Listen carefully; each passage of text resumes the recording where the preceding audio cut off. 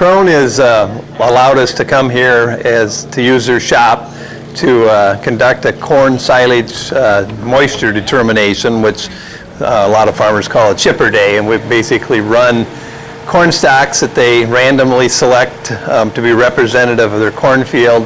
We run them through a yard chopper that you use to trim up twigs and yard waste, that type of thing.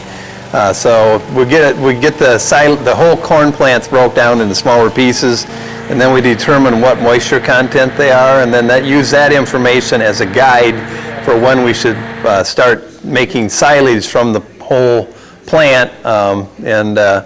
We have tables that tell us about how fast corn plants will dry when they get to a certain moisture, so then we can kind of predict, okay, based on the sample you brought in, you need to be looking at chopping your corn in about 10 days, as an example. And that way they're a lot closer estimate of when they actually need to be doing this particular job.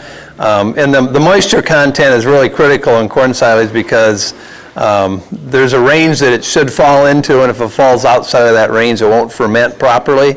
And if it's too wet, we have environmental issues where we have seepage, which liquid syrup, if you want to call it that, leaks from the silage, and that's probably one of the most toxic pollutants that can be generated on a farm. And so then that's where we come in as a college. We're providing educational materials.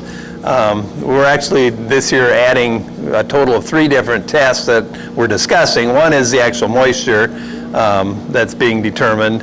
And then we're actually trying to educate producers on the particle size distribution within that corn silage. And there's some tests that you do at the field edge, more or less, which involves taking a quart of silage and then looking for no more than 2 whole kernels. If you find more than that, then that's an indication that the processor needs to be adjusted while they're making the silage.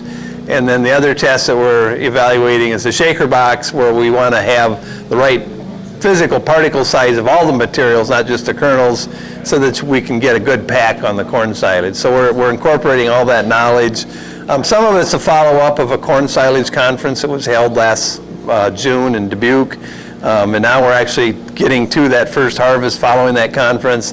So we're trying to bring that education material to the farmer and help them recognize that, yeah, while we're doing this process, it's not just a matter of getting the silage to the silo, but it's got to be done properly. And that's what management is all about, and that's what we are as farm business production management.